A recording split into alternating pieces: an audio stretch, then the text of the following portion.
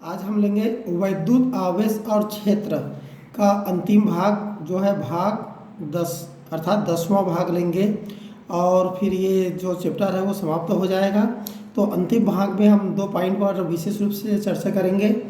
एक तो है गॉस के प्रमेय का अनुप्रयोग और एक जो दूसरा आ जाता है वो है क्या चीज़ है, दूसरा जो है वो है गॉस के प्रमेय की सहायता से कूलाम के नियम की स्थापना।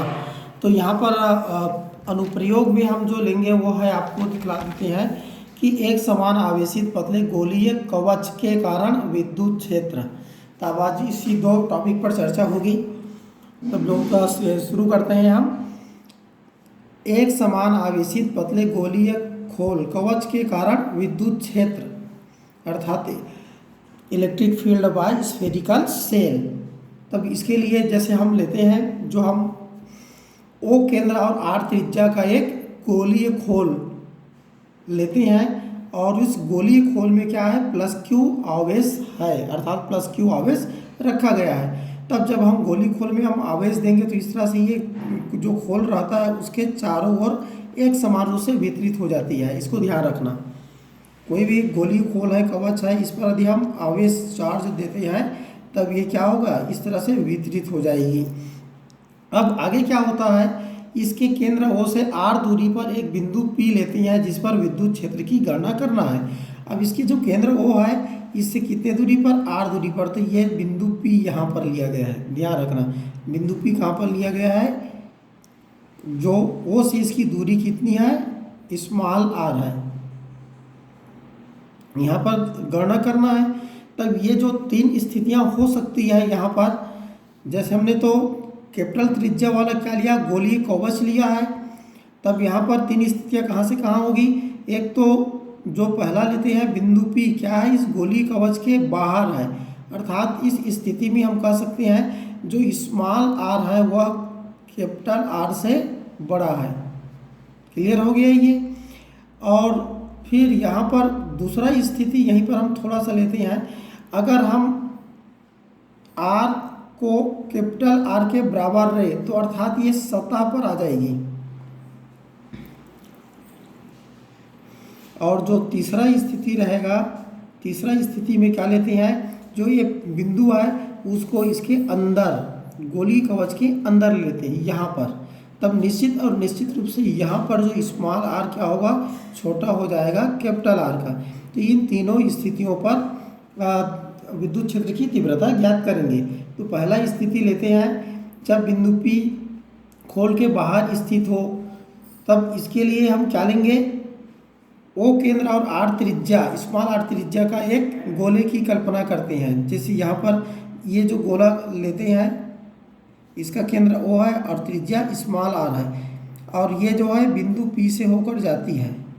इस तरह से अगर हम गोला खींचेंगे तब ये कहाँ से होकर जाएगी, यहाँ पर जो बिंदु P है उससे होकर जाती है। तब ये क्या होगा, एक गॉसी पृष्ठ हो गया, बंद पृष्ठ हो गया। और प्रत्येक बिंदु पर, इस बिंदु पर अगर देखें तब विद्युत क्षेत्र E इस तरह से त्रिज्यीय दिशा में अर्थात बाहर की ओर होगी।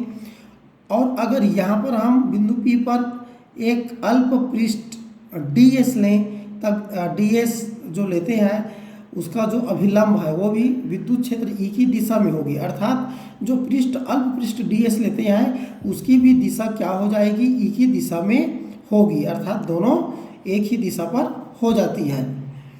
तब इस तरह से देखा जाए तब गॉसी पृष्ठ से गुजरने वाला संपूर्ण विद्युत flux phi E is equal to क्या होगा, एक वंश समाकलन करेंगे जो हम गॉसी पृष्ठ लिए हैं एस, उसके परिप्रेक्ष्य में तो vector E dot D S होगा, अर्थात ये विद्युत फ्लक्स निकालने की डायरेक्ट सीधी विधि है। अब इसको बराबर करेंगे, तब चूंकि जैसे हम बता चुके हैं ई और डी एस एक ही दिशा में है, इसीलिए ई डी एस कॉस 0 आ जाएगा ये, और कॉस 0 का मान 1 होता है, इसीलिए हमें मिल जाएगा ई डी एस। ई प्रत्येक बिंदु पर कांस्टेंट होगा क्योंकि उसकी दूरी समान है, इसीलिए ई को बाहर निकाल देते हैं और हमें समाकलन करना पड़ेगा डी एस का एस के परिप्रेक्ष्य में, जो गोला लिए है उसके परिप्रेक्ष्य में, तब वास्तव में जो समाकलन क्या है, योग करने की ही विधि है, अर्थात ds किसका भाग है, गोले का भाग है। इसीलिए संपूर्ण गोले का जो पृष्ठ आएगा वह क्या हो जाएगी, 4πr²। इसीलिए फाई इजगल टू मिल जाता है E इंटू 4πr², और ये हमारा क्या हो जाएगा, समीकरण 1। तब तक डायरेक्ट विधि से हम फाई ई अर्थात संपूर्ण विद्युत फ्लक्स ज्ञात कर लिए। अब इसी को हम क्या करते हैं, गॉस के प्रमेय से ज्ञात करते हैं। तो गॉस के प्रमेय से क्या मिलेगा, फाई इजगल टू Q/ε0, क्योंकि हम जो गॉसी पृष्ठ लिए हैं उसके अंदर कुल आवेश Q है। तो इस तरह से जो गॉसी पृष्ठ से बद्ध विद्युत फ्लक्स अर्थात संपूर्ण विद्युत flux phi E is equal to Q/ε0। तो ये दो तरीके से निकाल लिए, समीकरण 1 और 2, और इन दोनों को बराबर लेंगे क्योंकि ये दोनों बराबर होगी, विधि अलग अलग है, लेकिन हमने जो गॉसी पृष्ठ है उससे गुजरने वाला संपूर्ण विद्युत फ्लक्स निकाला है। तो दोनों को बराबर करेंगे तो ये क्या हो जाएगा, E डॉट 4πr², और ये बराबर हो जाएगा Q/ε0। तब यहाँ पर हल करेंगे तब मिलेगा E इजगल टू 1/4πε0 Q/r², और यही क्या हो जाएगा, अभिष्ट व्यंजक हो जाएगी। अर्थात r दूरी पर अगर बिंदु P बाहर है तब उस बिंदु पर विद्युत क्षेत्र की तीव्रता E इजगल टू 1/4πε0 Q/r²। ये समीकरण 3 बना लेते हैं, और इस समीकरण 3 को थोड़ा ध्यान से दिमाग पर जोड़ देकर देखिए। किसी बिंदु आवेश के कारण किसी बिंदु पर विद्युत क्षेत्र की तीव्रता निकालते हैं तो पर भी यही सूत्र आता है। तब इससे स्पष्ट है कि विद्युत क्षेत्र गोलीय खोल के केंद्र O पर स्थित बिंदु आवेश Q के द्वारा उत्पन्न विद्युत क्षेत्र के बराबर आ जाता है। तो ऐसे हम कह सकते हैं कि आवेशित गोलीय खोल इस प्रकार व्यवहार करता है कि उसके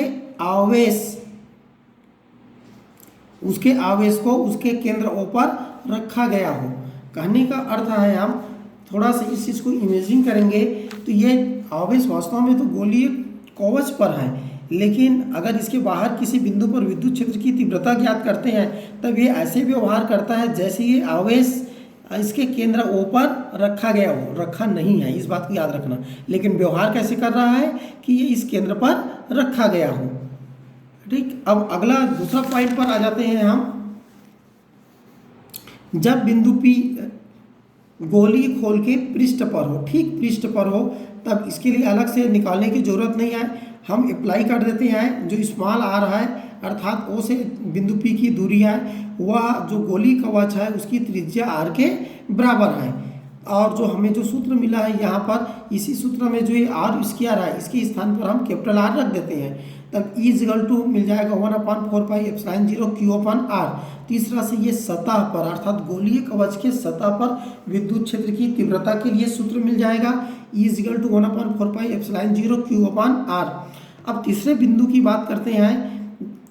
जब बिंदु P गोली खोल के अंदर स्थित हो, तो अंदर के लिए हम क्या करेंगे, अंदर के लिए अंदर आवेश नहीं है, इस बात को ध्यान में रखोगे। इसीलिए यदि बिंदु P गोली खोल के अंदर है तब जो गॉसी पृष्ठ होगा उसके अंदर कोई आवेश उपस्थित नहीं होगा। इसके लिए हम थोड़ा सा इस चित्र को आप ध्यान में रखोगे।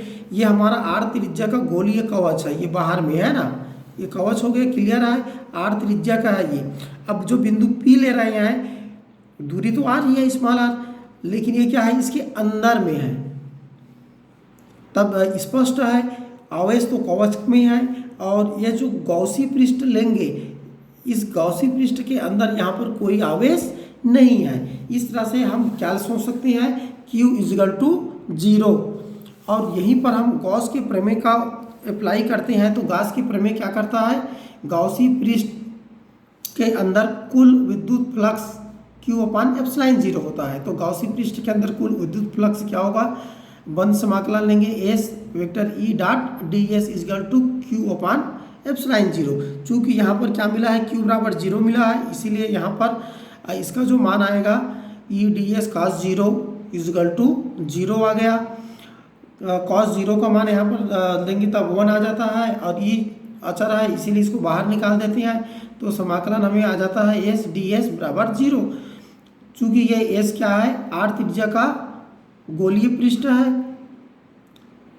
इसीलिए इसका जो संपूर्ण पृष्ठ होगा 4πr² होगा, तो ये E into 4πr² is equal to 0 होगा। और इस चीज़ को यदि हम पक्षांतर कर दें तब E इजगल टू क्या मिल जाएगा, 0। अर्थात अंदर देखते हैं तब जो विद्युत क्षेत्र होता है वह 0 होता है। इस तरह से हम कह सकते हैं आवेशित गोलीय खोल कवच के अंदर प्रत्येक बिंदु पर विद्युत क्षेत्र 0 होता है।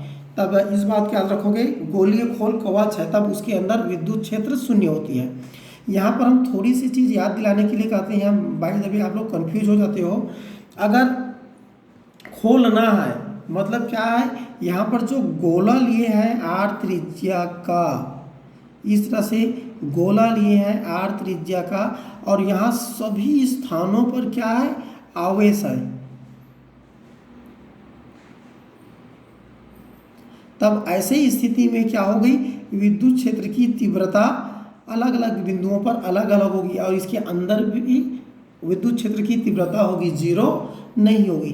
तब ये शायद सिलेबस में नहीं है, इसीलिए इसको हम एकदम शॉर्टकट में ले रहे हैं और इसको हेडिंग में लेते हैं, एक समान आवेशित कुचालक ठोस गोले के कारण विद्युत क्षेत्र। तब यहाँ पर निकालते हैं, जब बिंदु गोले के बाहर है, तो बिंदु गोले के बाहर है तब सेम सूत्र मिलेगा, E इजगल टू 1/4πε0 Q/r²। और यहाँ पर हम क्या करते हैं, Q को उसके डेंसिटी घनत्व के रूप में लिखते हैं। तो घनत्व के रूप में लिखेंगे तो Q इजगल टू आ जाता है 4/3πr³ रो आ जाता है।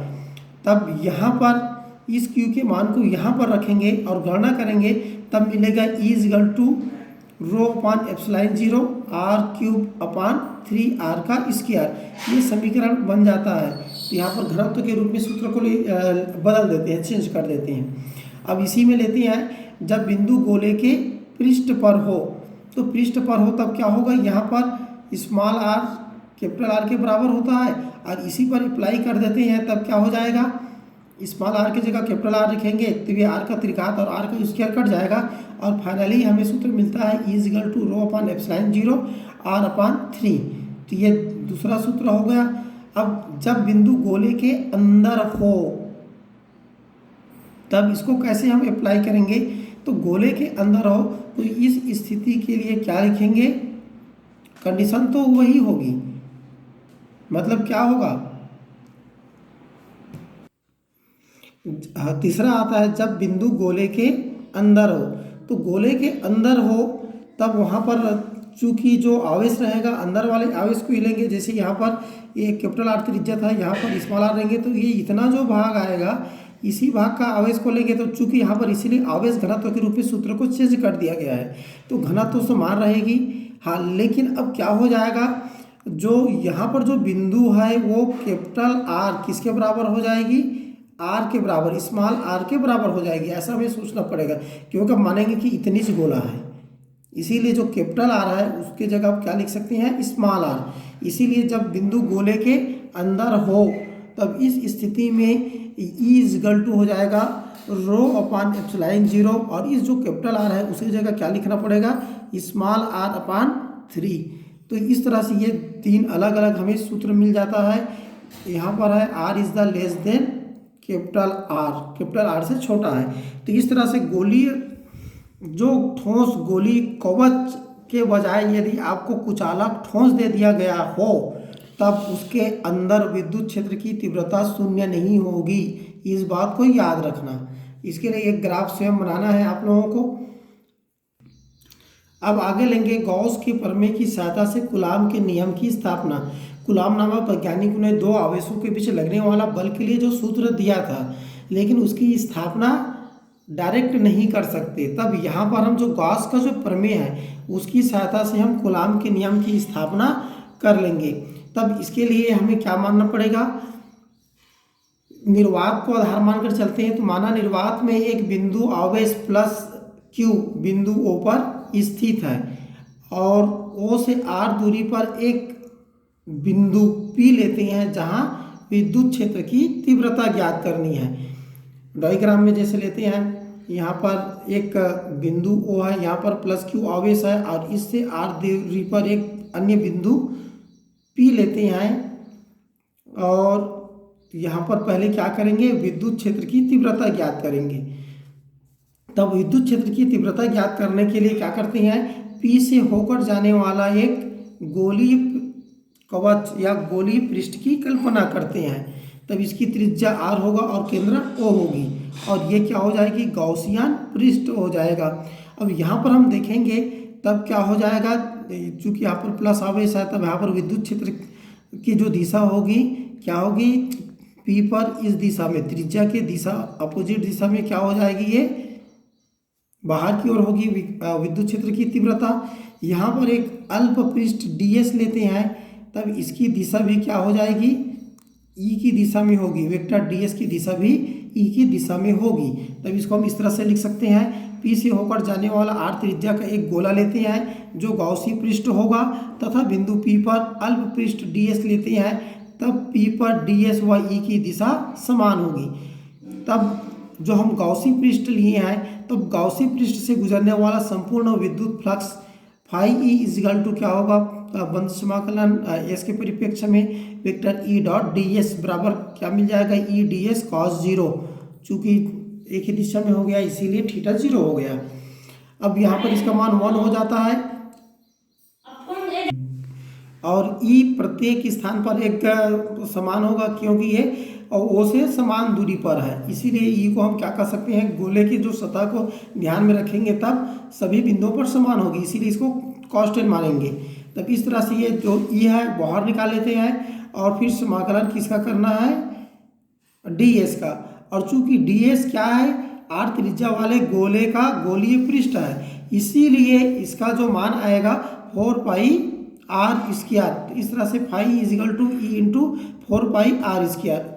तब इस तरह से हम क्या निकाल लिए, फाई ई का मान जो गॉसियन पृष्ठ है उससे गुजरने वाला संपूर्ण विद्युत फ्लक्स के लिए सूत्र मिल गया। इसको समीकरण 1 मान लेते हैं। अब दूसरा विधि है, गॉस के प्रमेय को अप्लाई करना है, उपयोग करना है। तो गॉस के प्रमेय से जो गॉसियन पृष्ठ लिए हैं उससे बद्ध या गुजरने वाला संपूर्ण विद्युत फ्लक्स फाई इजिकल टू क्या होगा, क्यू अपान एप्सिलॉन जीरो। चूंकि यहाँ पर क्यू क्या है, गॉसियन पृष्ठ के अंदर उपस्थित कुल आवेश है, इसीलिए phi is equal to Q upon epsilon zero लिख सकते हैं। और ये इसको मान लेते हैं समीकरण 2।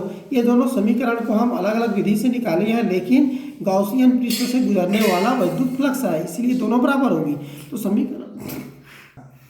समीकरण 1 और 2 से देखेंगे तब E into 4 pi R square बराबर क्या हो जाएगा, क्यू अपान एप्सिलॉन जीरो। तब इस तरह से हमें मिल जाता है E is equal to 1/4 pi epsilon zero Q upon R square, अर्थात ये सूत्र मिल जाती है। और वैसे ये सूत्र हम डायरेक्ट निकाल भी चुके हैं, किसी बिंदु आवेश के कारण किसी बिंदु पर विद्युत क्षेत्र की तीव्रता, तो इस तरह से निकल गया। अब यहाँ पर बिंदु P पर विद्युत क्षेत्र की तीव्रता प्राप्त हो जाती है। अब जब तीव्रता, लेकिन हमारा उद्देश्य क्या है, बिंदु P पर अगर एक और आवेश है तब लगने वाला बल, चूंकि कूलॉम का नियम बल के लिए दिया गया है, इसीलिए अब बिंदु P पर एक अन्य आवेश Q0 रखते हैं। तब Q0 पर लगने वाला जो बल होगा F is equal to Q0 into E होगी। अब यहाँ पर जो पहले ई का मान निकाल चुके हैं उस मान को यहाँ पर रख देते हैं, तो रखेंगे तब F इजिकल टू मिल जाएगा 1/4 pi epsilon zero Q0 upon R square. तब इस तरह से ये सूत्र मिल जाता है, F is equal to 1/4 pi epsilon zero Q0 upon R square, अर्थात ये क्या है, दो आवेश Q और Q0 के बीच लगने वाले बल को प्रदर्शित करती है, और यही क्या है, कूलॉम का नियम है। तो इस तरह से ये लास्ट व्यंजक था इस अध्याय के लिए। इस अध्याय से कुछ तथ्यात्मक प्रश्न पर और थोड़ा सा प्रकाश डालेंगे। तो कुछ बोधात्मक प्रश्न लेते हैं। जैसे यहाँ पर दिया गया है, धातु के एक विलगित गोले को धन आवेश दिया जाता है, उसके द्रव्यमान पर क्या प्रभाव पड़ेगा। तब ये हम जो स्टार्टिंग में इस चैप्टर का पढ़ाए थे कि धन आवेश दिया गया है मतलब क्या है, उस वस्तु से इलेक्ट्रॉन निकाला गया है, और इलेक्ट्रॉन का जो द्रव्यमान बहुत कम होता है, लेकिन कुछ ना कुछ तो होगा, इसीलिए हम कह सकते हैं कि द्रव्यमान कम हो जाएगा, क्योंकि इलेक्ट्रॉनों के कमी के कारण ही गोला धन आवेशित होता है। इसीलिए दूसरा प्रश्न को देखते हैं किसी वस्तु में न्यूनतम संभव आवेश कितना होगा। तब यहाँ पर न्यूनतम संभव आवेश, तो हम जान चुके हैं कि जो आवेशित वस्तु का जो इलेक्ट्रॉनिक सिद्धांत है या आवेश का जो इलेक्ट्रॉनिक सिद्धांत है उसके अनुसार किसी वस्तु को आवेशित करने के लिए या तो इलेक्ट्रॉन देना पड़ता है या इलेक्ट्रॉन निकालना पड़ता है। अर्थात हम या तो एक इलेक्ट्रॉन निकालेंगे, दो इलेक्ट्रॉन निकालेंगे, तीन इलेक्ट्रॉन निकालेंगे, आधा इलेक्ट्रॉन को निकाल नहीं सकते। अतः न्यूनतम संभव आवेश क्या होगा, एक इलेक्ट्रॉन के आवेश के बराबर होगी और इसका मान कितना होगा 1.6 × 10⁻19 कूलम्ब होता है। इसी तरह से और बहुत सारे बोधात्मक प्रश्न दिया है, इसको थोड़ी थोड़ी ध्यान में पढ़ोगे तब आसानी से बन जाती है। कुछ तथ्यात्मक प्रश्न भी रहता है जिसको आप लॉजिकली तर्क लगाकर ही हल करेंगे। तब जैसे है सामान्य रबड़ विद्युत रोधी होता है किंतु वायुयान के रबड़ के जो टायर है, रबड़ टायर कुछ चालक बनाए जाते हैं। क्यों ऐसा क्यों किया जाता है, इसके लिए है चूँकि वायुयान के जमीन में उतरते समय टायर और जमीन के मध्य क्या होता है, घर्षण होता है और घर्षण के कारण क्या हो जाती है, टायर आवेशित हो जाती है। अतः टायर को कुछ चालक बनाए जाते हैं जिससे आवेश टायर में न रहकर किस में चला जाएगा, पृथ्वी में चला जाएगा। यदि ऐसा नहीं किया जाता तो क्या होगा, उत्पन्न आवेश अत्यधिक मात्रा में टावर के पृष्ठ पर संचित हो जाएगा, टायरों के पृष्ठ पर संचित हो जाएगी और जिससे क्या होगा, वायु में स्पार्क होगा, चिंगारी उत्पन्न होगा और आग लग सकती है। तीसरा से इसको थोड़ा सा सोचोगे तब ये अपने आप बन जाती है। और बहुत सारी इस तरह से तथ्यात्मक प्रश्न दिया गया है, आगे यहाँ पर भी देख सकते हो। जैसे चालक पिंजड़े में कोई व्यक्ति झटके का अनुभव नहीं करता, यद्यपि पिंजड़ों को उच्च वोल्टता स्रोत से जोड़ दिया जाता है। ये वही कारण है क्योंकि वो गोलीय कवच की भांति कार्य करता है और उसके अंदर विद्युत क्षेत्र शून्य होती है, जो हम आज लिए हैं। तो उसी को तथ्य मानकर इसकी परिभाषा या उत्तर दिया जा सकता है। ठीक है, आज के लिए इतना। अगला हमारा आएगा अगले चैप्टर के लिए।